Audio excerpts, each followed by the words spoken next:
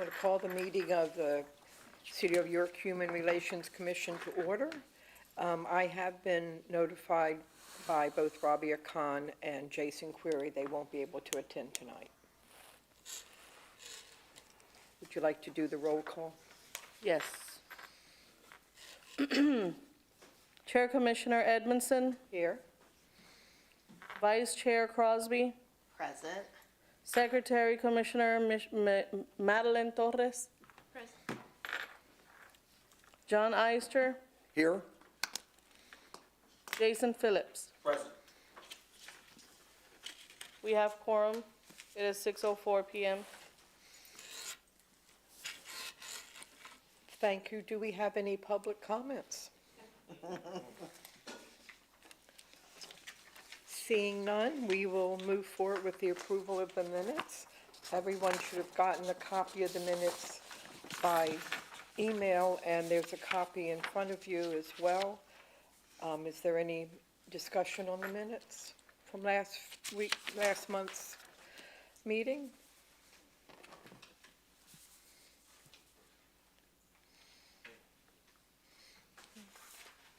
Can we have a motion to accept the minutes? I'd like to make a motion to approve the minutes. Second. All in favor? Aye. Aye. We'll go now to our Executive Director, Claire Toomey. Can you give us some administrative updates? I sure can. And some of these are going to be covered by my colleagues here with regard to our annual report that is a year and 3 months in. I can't hear I nothing. can try. Is that better? Okay. I never get told that I talk too softly, Mina. Wow. I'm old.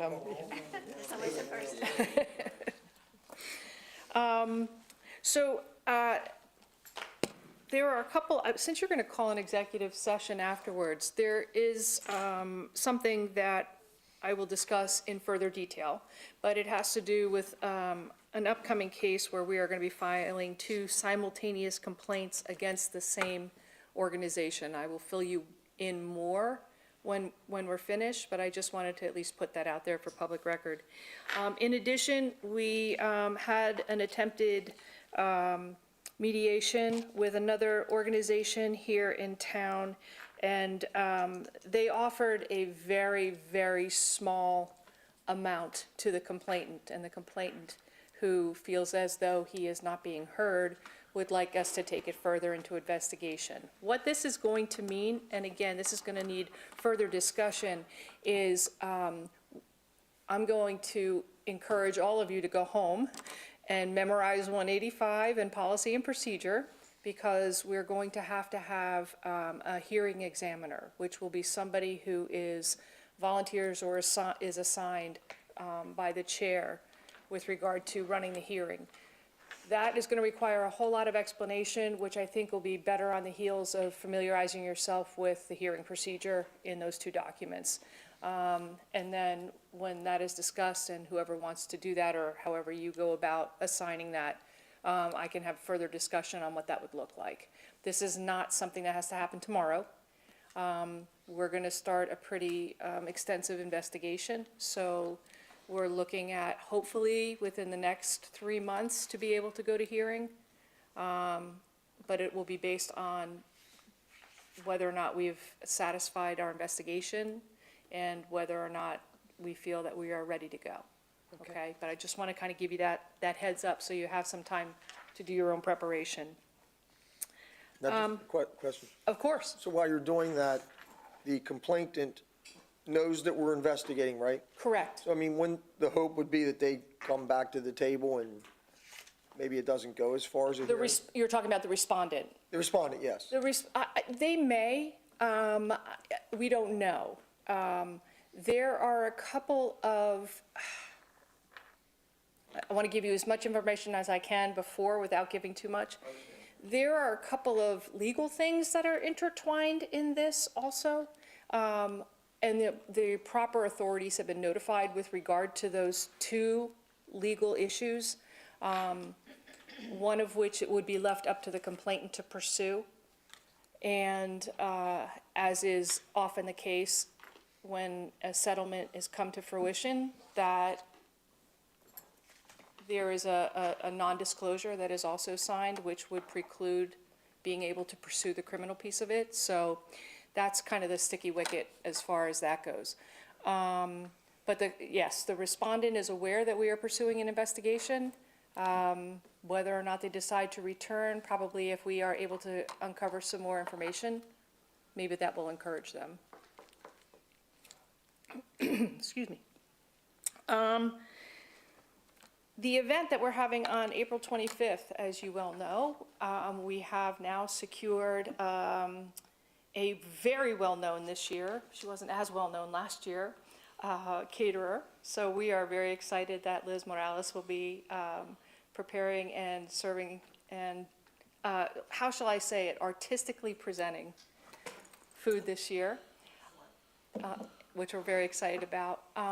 Here's where we're gonna need some assistance. Because we're having it at the History Center, we are responsible for all of the setup and all of the breakdown. So we're gonna need some assistance with that, whether that's setting up that day or breaking down in the evening. And we are also putting together little swag bags. So as we get closer to the event, if you'd like to be part of that sort of assembly line that we set up in the office, that would be great. It would be great to have you.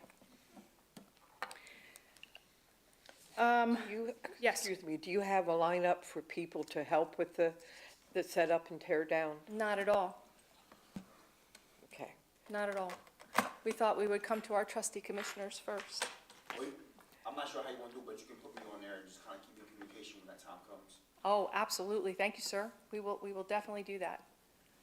Will we get an email if we're available for the swag bags? What dates and what time? Yes, as soon as we have them ready to go, we have all the stuff, I'm not even gonna tell you yet. As soon as we have that all together and we're ready to put those together, we will send out an all call and then you can come and play. Thank you. So there are a couple things I want to just catch you up on in addition to our what we usually do. There are two groups one group in particular that I've gotten connected with, which is PHRC's Civil Tension Reduction Task Force.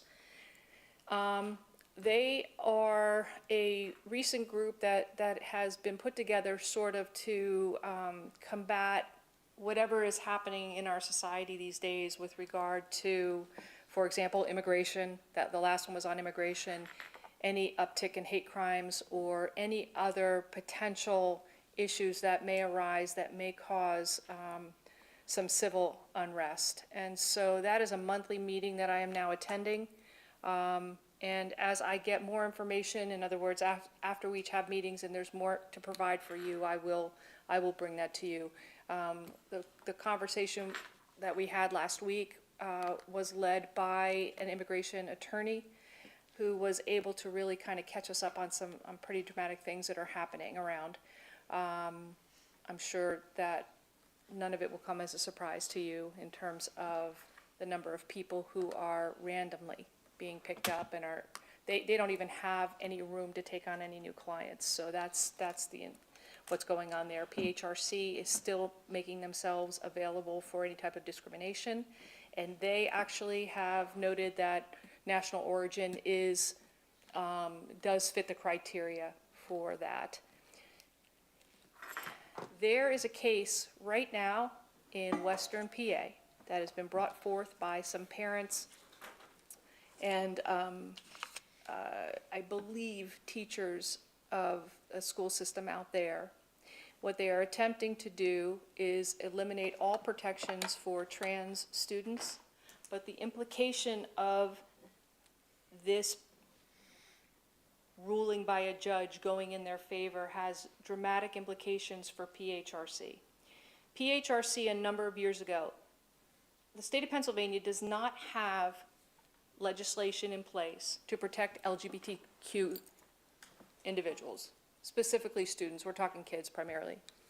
What PHRC did a number of years ago is kind of the reverse of what we have seen recently They have taken the term sex, which the government is now using to only refer to two genders. They took the term sex and they expanded it under their PHRA. So sex is gender, sexual orientation, gender identity, non-binary. So they expanded the term sex so that PHRC could include everyone within that area as their protected class. And so they've been fighting discrimination against LGBT for quite some time. If the judge rules in favor of this particular case, PHRC will not be allowed to do that anymore. And it will take statewide protections off the chart for the queer community.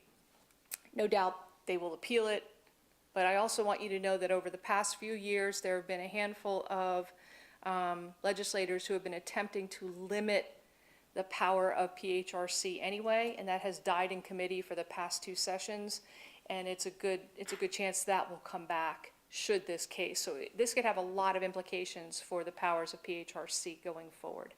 So I want to give you all a heads up. I will stay on top of that and keep you informed, and if you'd like, I can even send you any kind of emails or updates. If I don't want to overwhelm you because there's so much these days, but if that interests you, since we are directly connected with PHRC, I can get that to you. Finally, Church World Services in Lancaster. Are you familiar with the work that they do with placing refugees? So part of their action is to place refugees who are here on temporary status, who are usually here because they've left violent or dangerous situations in their countries of origin. I do believe they were connected with placing some Haitians, but don't quote me on that because there was another agency in Lancaster that was doing that. But they more recently have been involved with placing Congolese families in Lancaster, and as of October had placed 15 families here in York. Now, that's about the only good news we have. As you might have heard, when a lot of the executive orders went down, one of the first agencies locally to get hit hard was Church World Service. They lost a ton of their funding and furloughed a lot of their directors. Their health director has recently been unfurloughed, but their executive director and director of operations are still MIA as far as that's concerned. What has happened is we are familiar, our volunteer, Jen Martin, who has a contact with the CWS, we are familiar of one family of 15 in York. By 15, I mean 2 female adults, 6 children under 5, and other children in the household, who have not received any kind of services from CSW since last fall. So prior to the executive order, they have not received. So that means that they got on our radar because one of the women who was pregnant needed to go to an OBGYN. Her 5th month had never been seen before. They did not have rent money. They did not have food. They don't speak English. And there's a good probability they're also illiterate.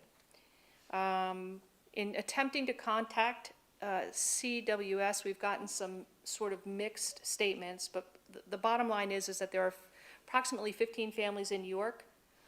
CWS cannot find the list of families in York to get them to us so that we can at least identify if they are getting any kind of services or how they're doing. We only know of this one family. This one family does not have contact with any of the other families. They cannot find any of the lease agreements that they have with landlords in the city of York to assure that they have housing. So we are sort of in this in-between waiting stage of trying to figure out whether or not these families need help. We brought the mayor in. He's made a contact with somebody locally. We've made a contact with a Congolese group, a Pan-African group in Philadelphia. We know of somebody here who speaks Swahili, so now it's just a matter of trying to connect the dots to see if we can track folks down to make sure they're okay. We are fortunate to have Jen in our office, who is kind of leading the charge on this, and we'll keep you up on anything else that happens. Any questions? I'm very aware of the amount of these families that are coming in their big groups. Recently, we registered 14 children from one of those groups, so I'm not sure if it's the same family that you're referring to or not, but if they're in the city and if they have children, they are registering the students in our school district. That's a conversation I just had with the mayor today, as a matter of fact, because Dr. Mike, I can't think of his last name. Oh, Mr. Tu. Thank you. He is, he's in the mental health collaborative for Black and brown bodies that I'm in. And I was thinking, I know that information cannot be released, but it may be that, I was gonna say, try to talk with him to see, or you, to see if contact can be made with the families that would allow the school to either give information or at least to do a wellness check to make sure that they're okay and to see if they need services, just to kind of close that loop, since the primary service that was there for them doesn't exist anymore. So maybe we talk further about that? Yes. Okay. Thank you. And the other thing I have, I'm gonna leave to Mina because it's the library event that we are working with the library on. Yes, and details about that event, we're having a community conversation on Sunday, late afternoon, May 4th. The topic is, Do My Feelings Matter? Teen social and emotional wellness is the topic. We have a panel discussion with teens and adults on the panel on Friday night prior to the community conversation. We are hosting a teen art exhibit on the same topic. That is both First Friday and Give Local York, so we're expecting quite a few people to be downtown and hope to engage them at the library as part of that art exhibit, and then see if we can get some of them also to the event on Sunday. Thank you. Okay, who's next? I'll do it, and then he can break it down. Good evening. Good evening. I believe all of you have our overall collective report, right? So overall, we had approximately 139 cases so far during January to December of 2024. Do you have any questions about the report? No questions at all? Is it broken down appropriately for you? Yeah, it makes sense. Okay. Okay. So, since we have no questions, I mean, you guys understand all the protected classes lingo right there. It's also on the bottom. Our numbers, as it says there, our numbers might not be accurate because sometimes we have cases that either intersect with others, right? Or don't even make it to a ledger or to an advocacy form because it's often, you know, it could be just resolved on a phone call or on the same phone call. So sometimes those numbers, you know, they get sometimes, you know, mixed with others and don't make it here. But those that make it here is because they have more than one step.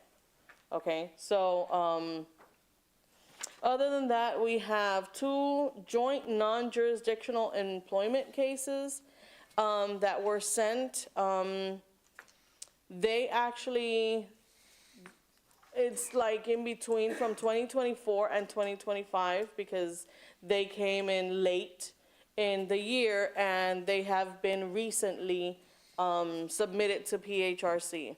One was from a distribution company. The case has not been resolved yet, therefore I cannot, mention names. So that had 3 separate and unrelated complainants. So they worked for the same company, but they were not related or in any way, shape, or form were the cases related either. It was sent separate to PHRC, but I'm sorry, if sent separately to PHRC, they would not have enough prima facie to actually support themselves. But sent as a joint, or a lot of people would say like class action, but it's not really a class action, it's just a joint complaint. Sent like that, they hold each other up, okay? So it was sent after the preliminary, that's my Puerto Rican trying to come out, okay? So the preliminary investigation showed discrimination based on ageism, sex, and national origin, alleging language barrier. That was one of the cases that was sent to PHRC. The other one was from a shipping company. Okay, so too far out of those, 2 complainants have come forward. One was terminated for having a disability that prevented the company from placing the complainant wherever they wanted. So in other words, that person had a disability and the company felt that it was an undue hardship for them because they couldn't move him around, okay? So, but it's something that was recorded ever since that person began to work over 9 years ago. So it wasn't something new, okay? So the second complainant came forward because they were being harassed and forced to do other duties not pertaining to their job description and monitored even during bathroom breaks. So the person was like micromanaged to the extent. And a third person is expected to come in this week, also alleging wrongful termination pending the preliminary investigation. Now, all the cases were sent to PHRC because they show a pattern of hostile work environment, disparate treatment, and prejudice, requiring further investigation from the companies and their policies. Therefore, it was non-jurisdictional. We couldn't take the cases, so we had to refer them. But we try to refer cases like this, not just because they come in alleging something, but we want PHRC to actually have something with weight on it. That way they feel compelled to take the case. Can you mention So. how many cases about Oh, wow. To PHRC around here in our report, we see county and we see 34. And I'm not lying if I say that at least 30 cases get sent to PHRC. And that would be mainly public accommodation and employment. Because sometimes housing, even when it's non-city, our counselor deals with it very good. And I'm gonna let him, abund on that. So do you have any questions for me? No? Well, I pass you. Ken, I ask if you can give us a general number of what these numbers would look like for January and February of this year? Yes, I could have that. Well, you mean to send you later on? Because Yeah. I don't have that right now. Okay, yeah, I could send you that. Thank you, Samara. Hello, commissioners. So I'm gonna go over the numbers for the housing cases that we have seen so far as of last year. I touch about 71 cases or connections with different clients as of last year.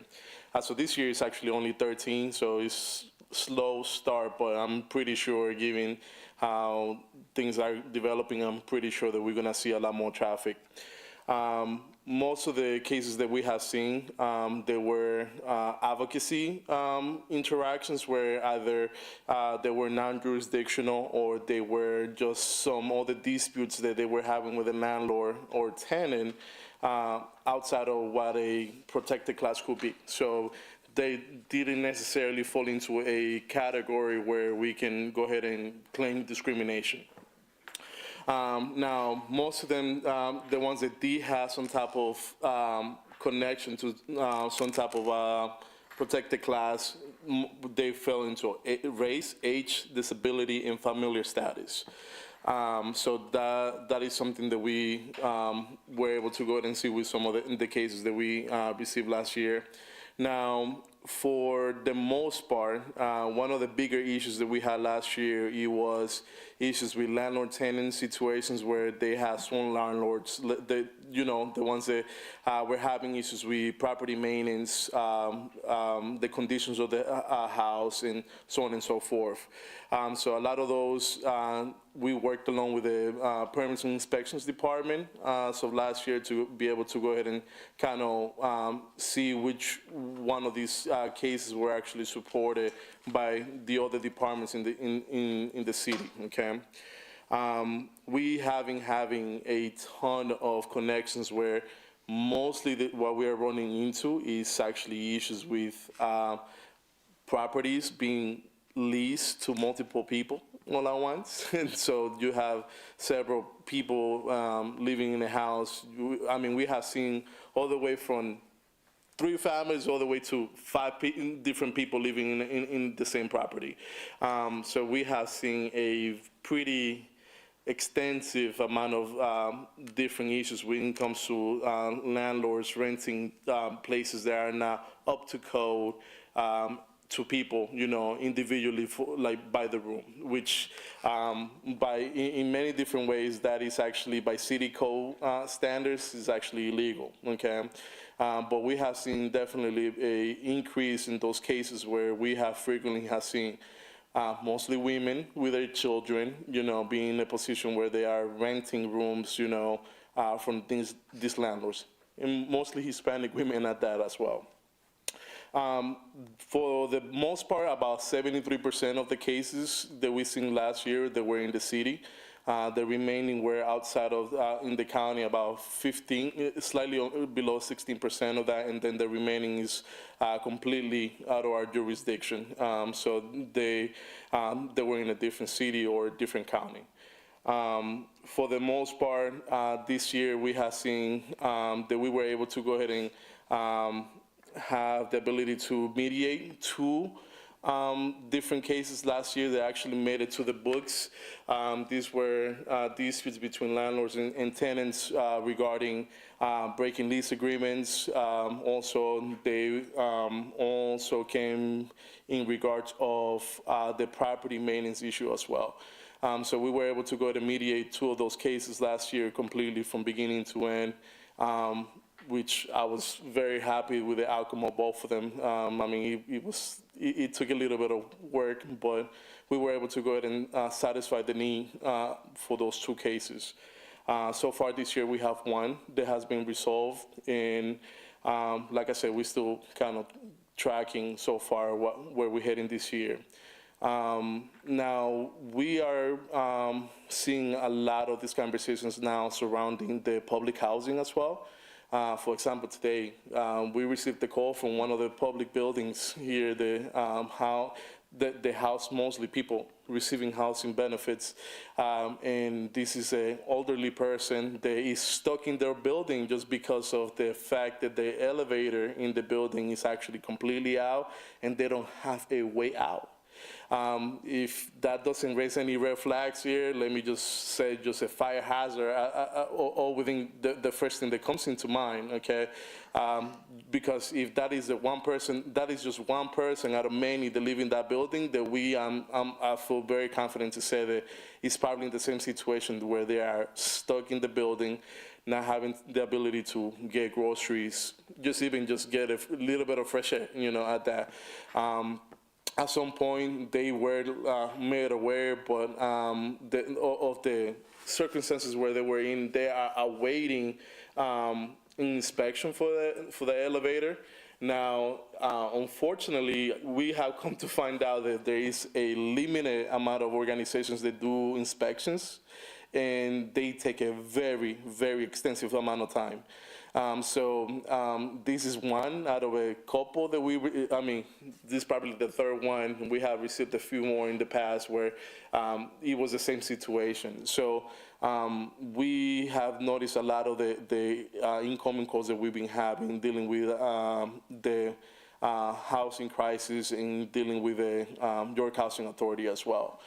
So we've been also keeping tabs on that as well, just because of how close we are to those services that they are providing to our community. So for the most part, we're still kind of working and communicating with them as best as we could, since I know that they take a good bit of the city's housing that we service. So the report that I have in front of you guys also has some of the breakdown as of the races, the genders and all of that. They are included in the report. If there's anything that you guys in particular would like to see in the future, please let me know. I'm sure that we can go ahead and make those adjustments to the numbers, and we can go ahead and keep track of those as well. Very informative, thank you. No problem. Any other questions? So in the section that says other in March 19, what is other? What does that mean? What kind of? Okay, so that one, for example, is right after our main categories, which is housing, employment, and public accommodation. Other is cases that come to us either to be referred within the city hall. So sometimes they call and they just need a referral for PMI, for example. So he will refer those to PMI. Sometimes they need further help, or they're just people who call because they don't know English. And now there are other people who speak Spanish within City Hall, but they have been advised not to serve as interpreters. So since they have been advised not to serve as interpreters, we are the ones that are mainly, either people send us the call, from other agencies within City Hall, and we have to, we take the call, and we're either back and forth translating for the person, or we get the information from the person, then release it to the pertaining agency, and then back and forth. So those are the ones that usually fall into other. Okay, so when you say they have been advised not to serve as interpreters, that started now with what's happening? No, prior to what's happening, because there's a statement that it's within City Hall, and some of the supervisors of some organizations or some agencies that say that when, for example, let's say I'm Puerto Rican and I'm translating for a Mexican person, words could get lost in translation, so they want to cover themselves and, protect the agency as well, so they don't translate. Do they provide interpreters then? They don't contract out, they don't provide the service, which is part of customer service in the city? It depends on, if you go into finance down here where people are paying traffic tickets, et cetera, you have folks in there who do speak Spanish. A lot of times, the folks throughout the city are relegated to using sort of a Google Translate or another translation service. The Health Bureau does have translators They are very actively involved, especially in the clinic. So they have somebody who speaks Haitian, somebody who speaks Spanish, and they have access, I believe, to someone who speaks Swahili when that's necessary. So it really depends on which groups and whether or not, when folks come in, is there enough time to access another person who isn't in the building? And both Miguel and Samara are very gracious to assist, and they're right here. So a lot of times it falls on them, and they graciously accept. So if we want to push for raises, I'm all for it. Excuse me. Does that answer your question? You know, another times others will fall into folks who walk in who don't necessarily have a discrimination, but they want somebody to hear their story. I've had somebody come in and say, look, I need a paper trail because I'm anticipating wrongful termination. And I want somebody to have my story, at least so that there's a preliminary. And sometimes it's just about folks being able to come in and ask questions. Does this fit? And so there might be very, very bad business practices going on, but it's outside the purview of us following through with protected classes. So those are other folks that fall into the other. So they get our time and our efforts, but they don't meet the criteria of what we're doing. Thank you. Correct. Is the hours spent doing the interpreting for other departments, is that tracked?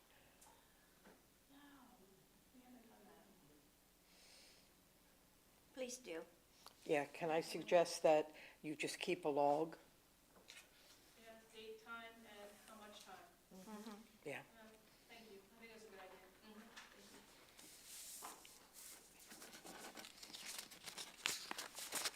Any other questions to the staff reports? Do we have any old business that needs to be addressed at this time?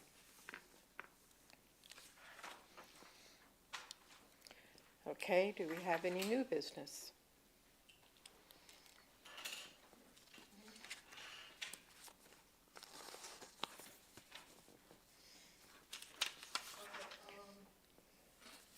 Yes, in new business, we actually have, oh Lord, I can't find the agenda.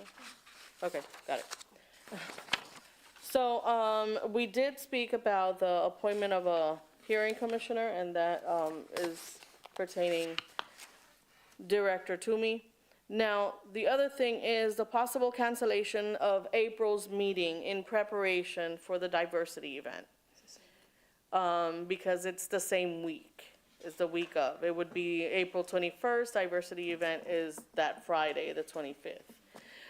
We're gonna be extremely tied up, like especially that last week. It always, I don't know why, but it always, we try to spread it out, but, you know, sponsors, they usually, you know,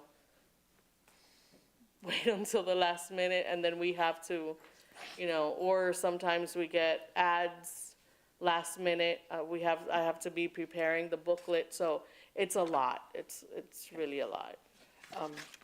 Do the commissioners want to discuss that at all?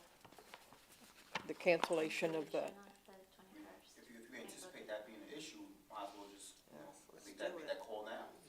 okay. Would someone like to, When's our May meeting, just, I'm sorry? when is the May meeting? Is it the 19th? Is that the third? No, in April, the 21st. No. Oh, May. Yes, I think it's the Before we 19th. cancel April, I'd like them to The think that we can 19th. be there for May, yeah, 19th. May 19th. The third Monday of May, yes. Would someone like to, I'll make a motion that we cancel the meeting for the month of April and convene on May 19th. I'll second.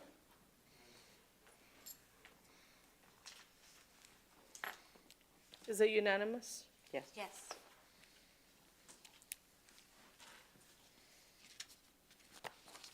Thank you, and please, you can reach out to me if you need, I don't know, some sort of report, or, you know, if we can come up with something to let you guys know what we're doing, you know, instead of having the meeting, then, you know, we'll gladly put that together for you guys. And Samara, if there's any last minute things that you need to have done, you could email us too and see if we might be available that week in order to. Thank you, thank you, I do appreciate that.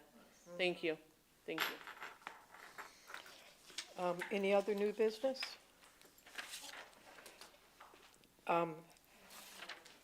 I would like to call an executive session after we adjourn the meeting. Do we have a motion to adjourn this meeting? I'll make the motion that we adjourn the meeting and go into executive session. Second. Thank you. Aye.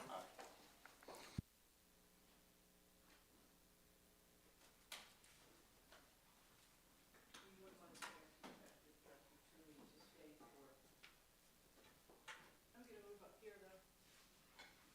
I feel so